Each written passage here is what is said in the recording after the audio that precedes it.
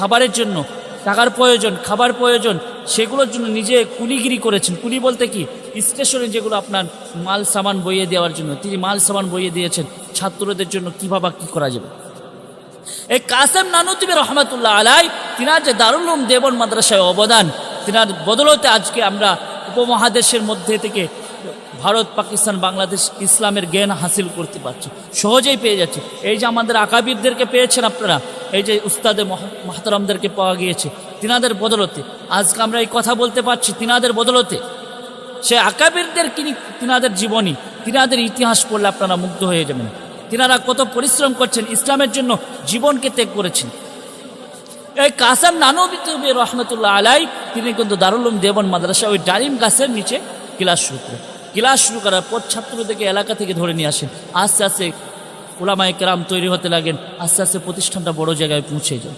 আস্তে আস্তে কোরআনের হাফেজ, বিশ্বজয়ী হাফেজ এবং কোরআনের ভালো কারি এবং উলামায়ে কেরাম, মৌলানা, ইফতা সব তাকাসসুল হাদিস পড়ে ছাত্ররা বিভিন্ন জায়গায় দিনের খিদমত করেন।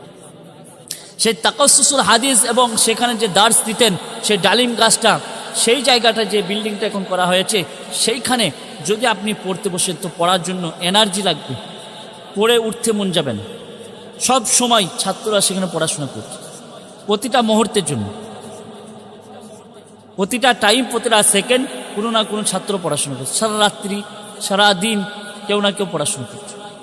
এমন একটি জায়গা যে জায়গাটায় পড়লেই মানে সেই জায়গায় পড়ার কারণে এমন একটা বিশ্বাস মানুষের মধ্যে, ছাত্রদের মধ্যে চলে এসেছে যে এই জায়গায় পড়লে আমার পড়া মুখস্থ হয়ে যাবে। তো আল্লাহ রহমতে ওই জায়গায় এমন বরকতান জায়গা, এমন একটি বরকত রহমতের জায়গা আল্লাহ তাআলা কবুল করেছেন। ওই জায়গায় পড়ার জন্য খুব দ্রুত ইনশাল্লাহ পড়া মুখস্থ হয়ে যাবে।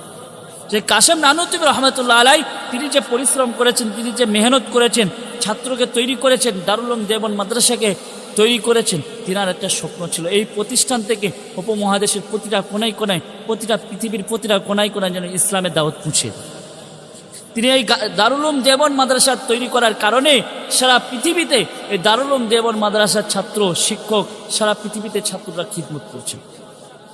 প্রতিটা দেশে, প্রতিটা জায়গায় এই দারুল উলুম দেওবন্দ মাদ্রাসার ছাত্ররা আছে।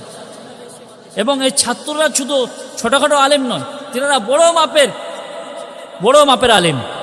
যেমন মুফতি তাকি উসমানী আছেন, এরকম বাবা এভেলেবেল আলেম আছেন। যেমন